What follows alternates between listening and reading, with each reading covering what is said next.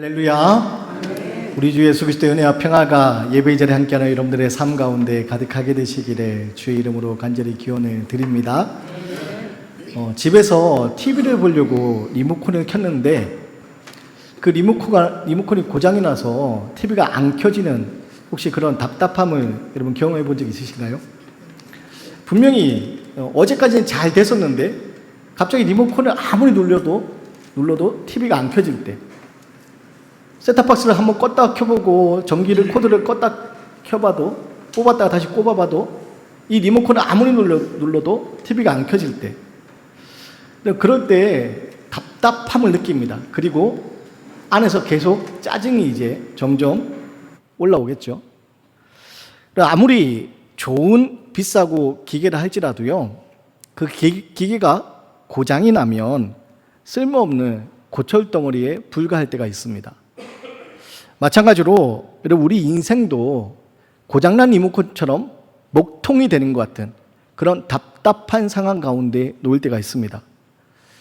겉보기에는 크게 문제가 없는 것 같은데 뭔가 하느님마다 다 잘 안 되고 또 내면 깊은 곳에서 알 수 없는 그런 답답함 속에서 채워지지 않는 갈급함 가운데서 우리의 삶이 무너져 가는 것 같은, 그래서 마음이 너무 괴롭고 힘들어서 다른 사람들의 목소리가 귀에 들리지도 않고 다른 사람들에게 내 안에 있는 이야기를 하고 싶지도 않고 그냥 고립된 채로 외로이 지내야 되는 그런 순간들을 우리가 살아가면서 마주할 때가 있습니다.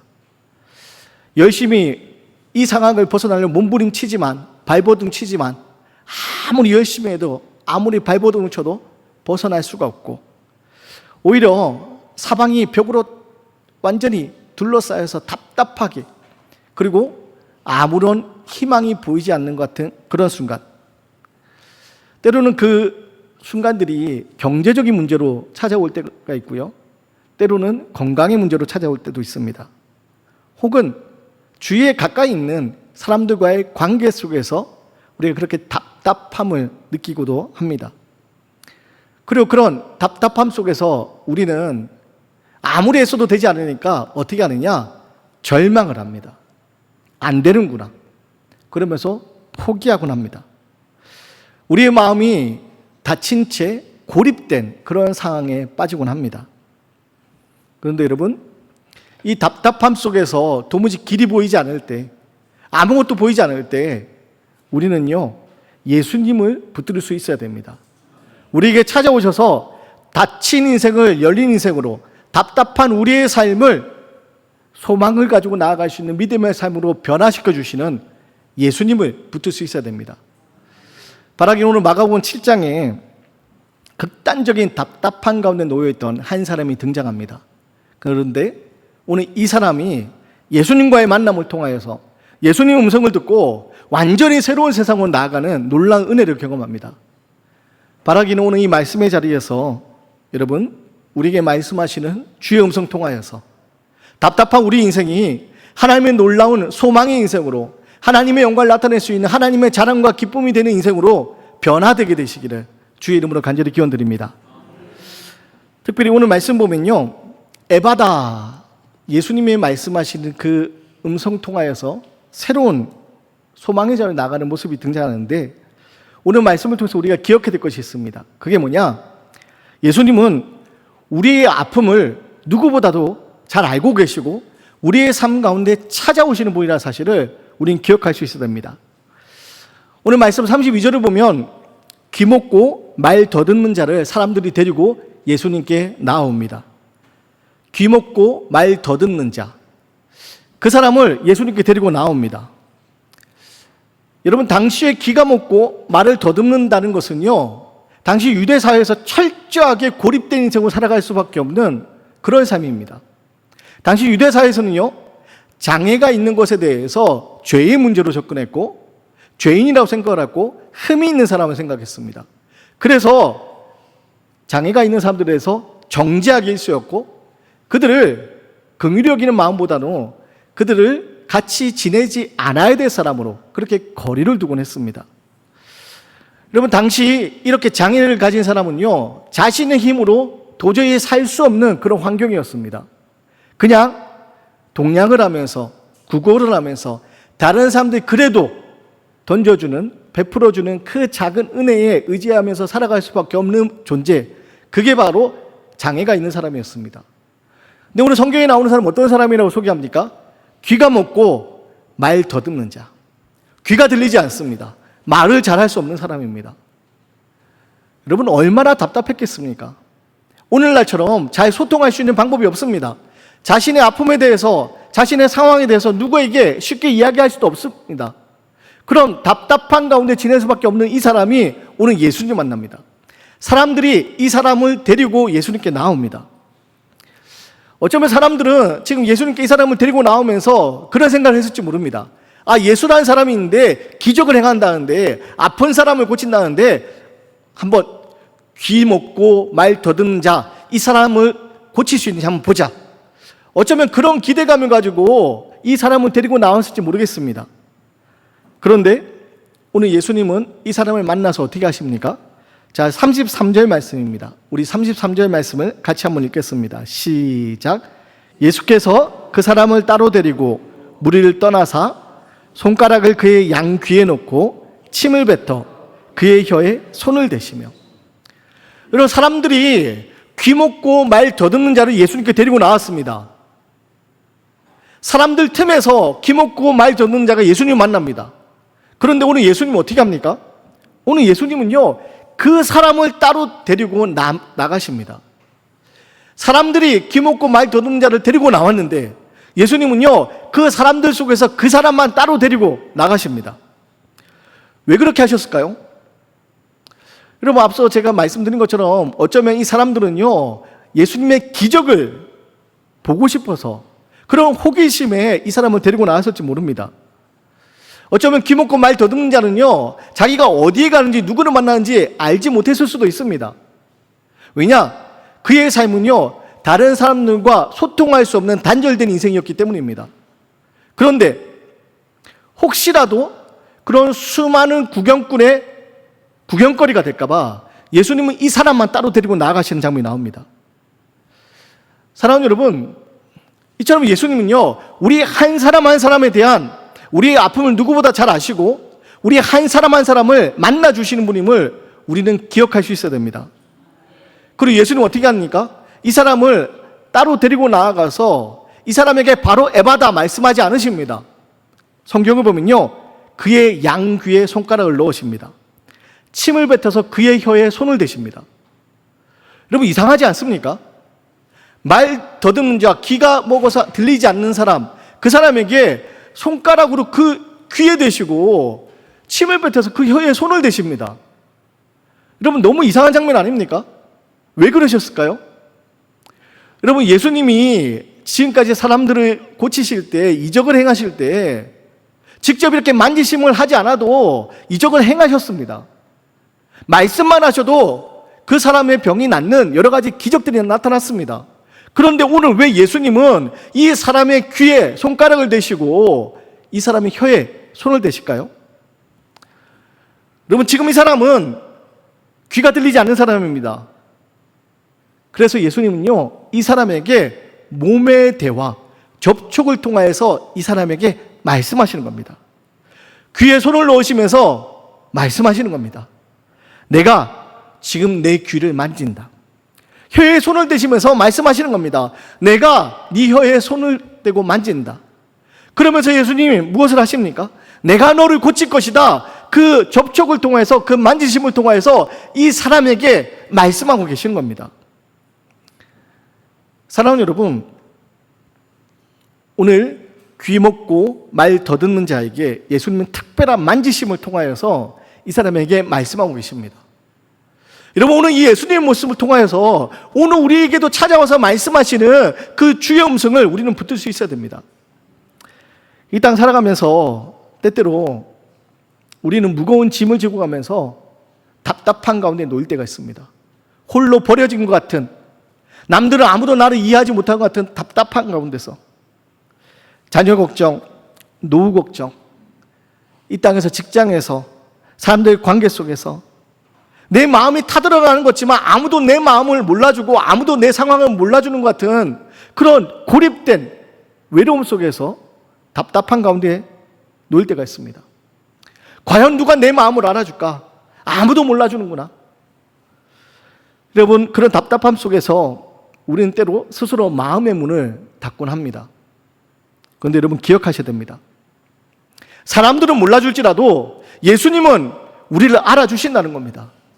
사람들은 몰라줄지라도 예수님은 우리를 알아주시고 우리에게 찾아와 우리를 만져주시는 분임을 우리는 기억할 수 있어야 됩니다.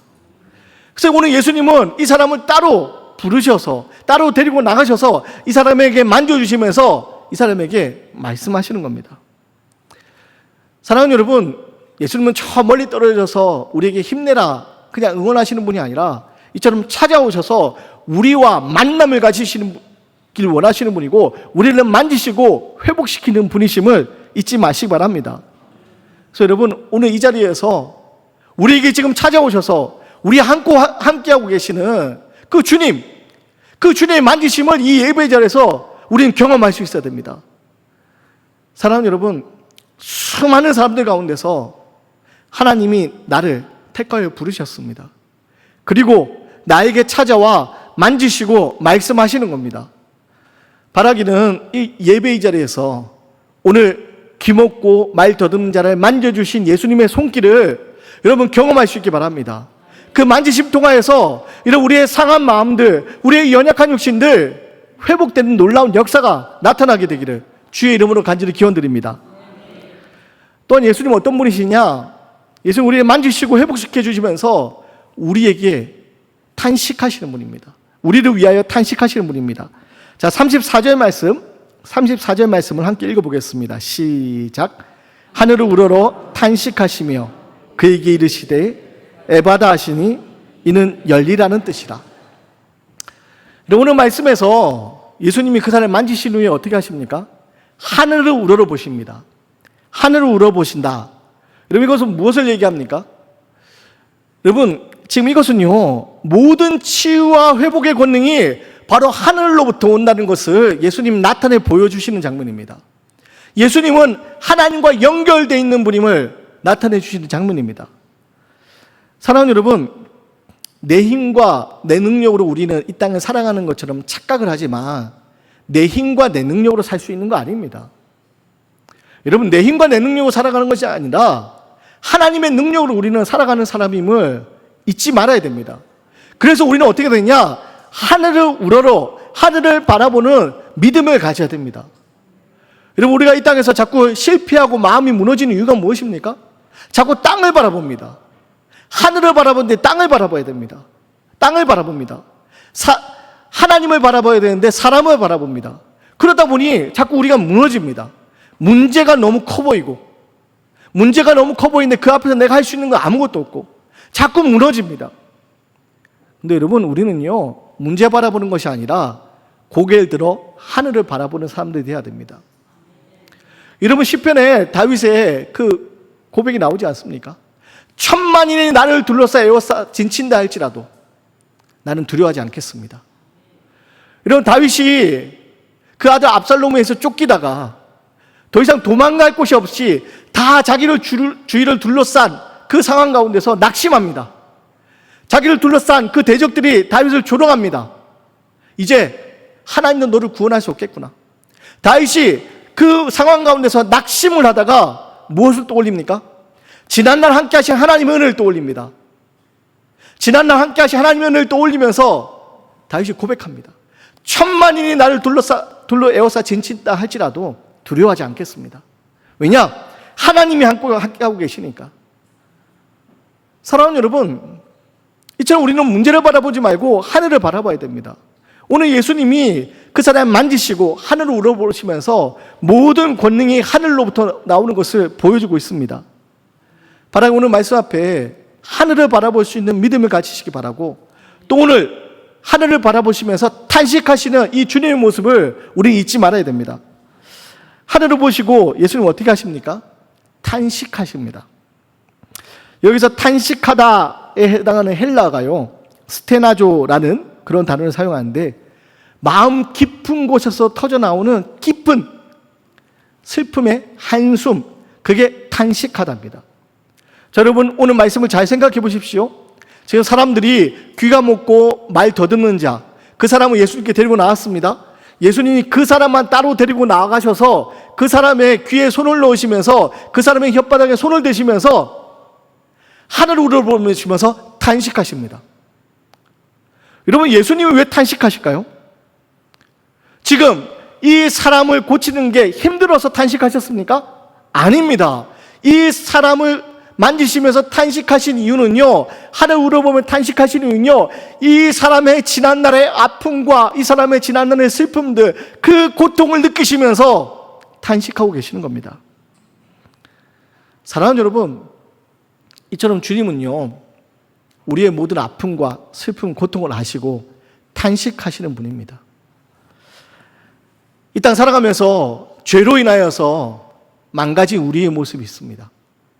하나님 우리를 보시기에 좋았더라, 보시기에 심히 좋았더라 창조하셨건만 창조의 형상이 깨어진 채, 우리의 죄로 인하여서 하나님과의 관계가 단절된 채 빛 가운데 살아가야 될 빛의 자녀들이 사망의 그늘 아래 신음하며 살아갑니다.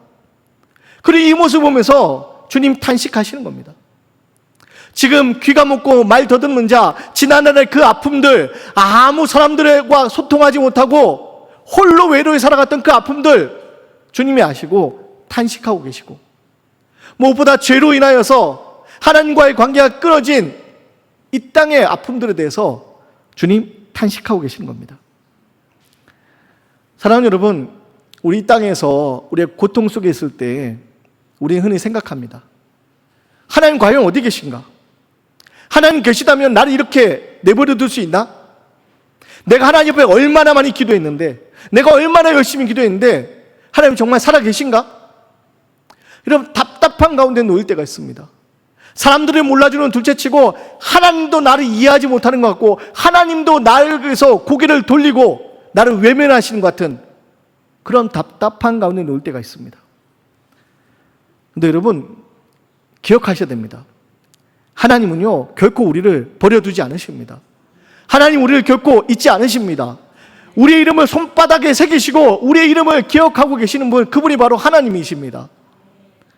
성경은요, 끊임없이 우리에게 증언합니다. 하나님이 우리를 고아와 같이 버려두지 않으신다고. 우리의 슬픔과 우리의 아픔, 우리의 고통, 그것을 함께 아파하고 계시는 분이시라고.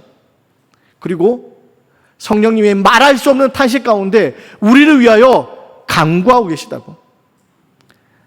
사랑하는 여러분, 주님은 바로 그런 마음으로 지금 탄식하고 계시는 겁니다. 기먹고 말 더듬는 자, 지난날의 아픔들, 그것을 함께 아파하면서 애통하면서 탄식하고 계시는 겁니다. 그리고 그 주님의 탄식은 우리에게 은혜로 다가옵니다. 여러분, 그래서 예수님이 십자가를 지시지 않습니까? 말할 수 없는 고통 가운데 죄로 인하여서 신음하며 사망의 그늘 아래 살아가는 우리를 위하여서 십자가를 대신 지시지 않습니까? 이런 십자가, 주님이 죄가 있어서 지신 게 아닙니다. 우리의 죄로 인하여서, 우리의 아픔으로 인하여서, 우리의 연약함으로 인해서 십자가를 지십니다. 그리고 그 십자가는 끝이 아니라 새로운 시작이 됩니다. 죽음은 부활로 이어지게 되고요, 그 부활의 능력을 통해서 우리도 새로운 소망의 자리로, 영원한 생명의 자리로 나아갈 수 있는 길이 열리게 되는 겁니다. 여러분, 이처럼 말할 수 없는 탄식 가운데 우리와 함께 하시는 분, 우리를 누구보다 잘 알고 계시고 우리의 슬픔과 우리의 고통과 우리의 아픔을 잘 알고 계시는 그 주님이 지금 우리를 위해 탄식하고 계시고 우리에게 그 말할 수 없는 탄식 가운데 새로운 길을 열어주시는 분임을 이런 믿음으로 고백할 수 있게 되기를 간절히 기원드립니다. 끝으로 여러분, 주님의 만지심과 주님의 탄식을 통하여서 주님은 우리에게 새 길을 열어주십니다. 여러분, 탄식하신 예수님은 어떻게 합니까? 귀가 먹고 말 더듬는 자를 향해서 외치십니다. 34절 하반절인데요, 에바다. 주님이 그 사람을 향해 외칩니다. 에바다. 이는 열리라는 뜻이라. 여러분, 에바다, 이 외침은요, 지금 이 사람을 올가매고 있는 모든 속박을 깨트리는 선포의 외침입니다. 여러분, 열리라. 지금 귀가 먹고 말 더듬는 사람, 단순히 육체적인 어려움뿐만 아니라 이 사람을 얽어매고 있는 모든 제약들, 그 마음의 모든 슬픔, 그 모든 아픔들, 그 모든 것이 열리라. 주님의 새로운 길을 위하여서 선포하십니다. 그리고 어떤 일이 일어납니까? 35절 말씀 함께 읽겠습니다. 시작. 그의 귀가 열리고 혀가 맺힌 것이 곧 풀려 말이 분명하여졌더라. 여러분, 이 에바다 외치는 이 선포는요, 단순히 그 병이 낫는, 그 장애가 회복되는 그런 외침이 아닙니다. 이 사람의 삶을 송두리째 변화시키는 그런 외침 선포였습니다. 그리고 이 외침은요, 단순히 이 사람이 치유되는 기적을 보여주는 외침이 아니라 예수님이 어떤 분이신지를 우리에게 보여주는 외침입니다. 이사야 35장 5절 6절 말씀 보면요, 구원의 날이 이를 때 우리에게 일어날 일에 대해서 증언합니다. 성경에 뭐라고 증언하냐면, 그때에 맹인의 눈이 밝을 것이며 못 듣는 사람의 귀가 열릴 것이며 그때에 자는 사슴같이 뛸 것이며 말 못하는 자의 혀는 노래하리니. 여러분, 오래전 선지자 이사야를 통해서 하나님이 구원의 날이 이를 때 우리에게 일어날 일들에 대해서 이야기하십니다. 여러분, 귀가 열리고 말 못하는 자의 그 입이 열려 하나님을 노래하게 될 것이라고. 근데 그 일이 오늘 마가복음 7장에 비로소 일어나는 겁니다. 사랑하는 여러분, 이것은 예수님이 우리에게 어떤 분인지를 보여주시는 말씀입니다. 예수님은요, 단순히 병을 고치는 의사가 아닙니다. 예수님은요, 우리에게 놀라운 구원자로 구원의 날을 이루어 가시는, 새 일을 이루어 가시는 하나님이시라는 것을 보여줍니다. 그리고 이 음성이 들을 때 우리에게는요, 새로운 시작이 되는 겁니다. 새로운 시작이 일어나는 겁니다. 지난날의 우리의 모습이 어떠했든지, 지난날의 우리의 다친 인생과 전혀 다른 새로운 열린 인생이 우리에게 시작되는 겁니다. 바라기 오늘 이 말씀이 우리에게 들려지기 원합니다.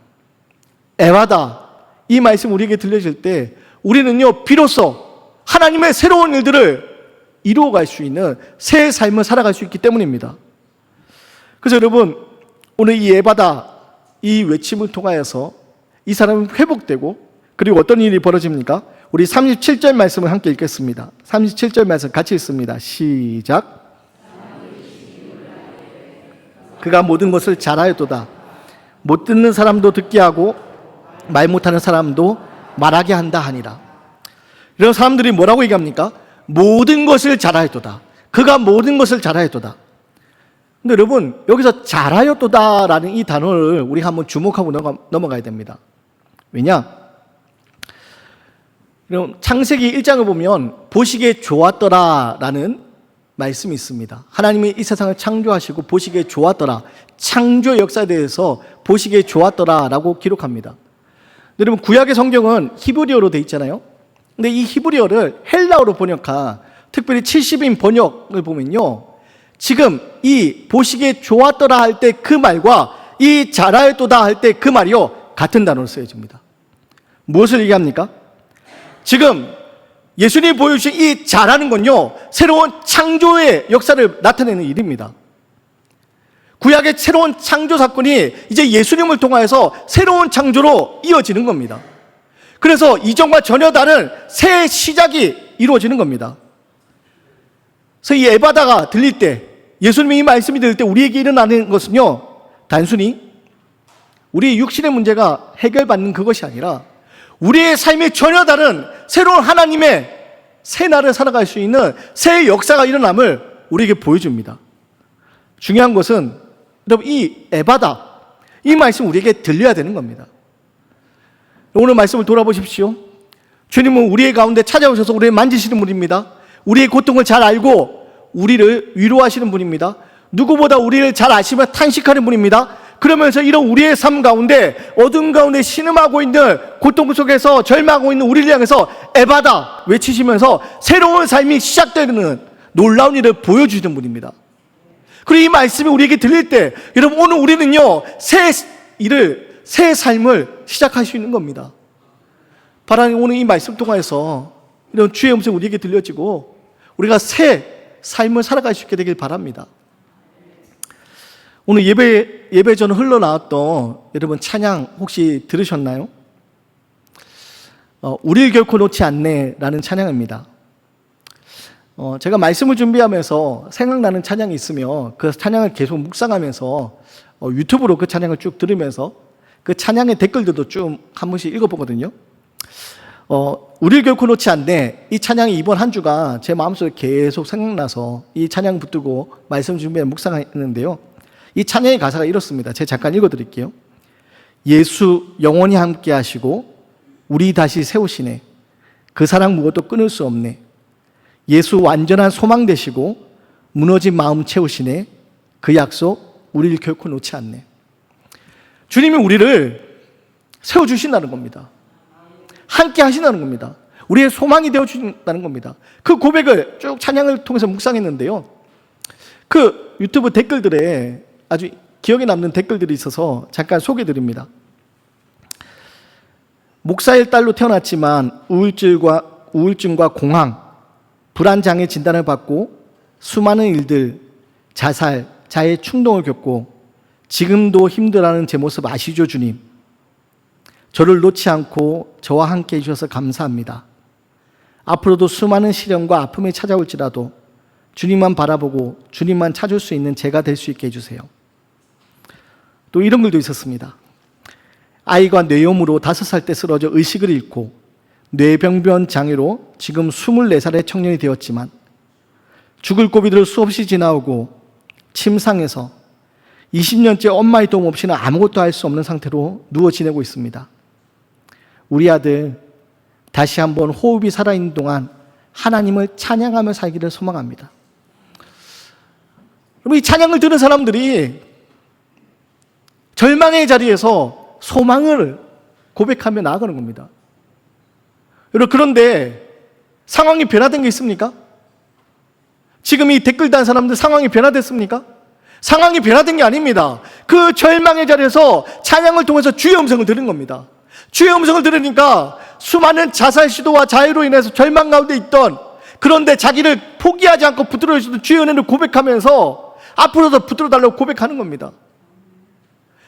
어린 시절 쓰러져서 침상에서 아무것도 할 수 없이 20년 동안 누워있는 그 아들을 바라보면서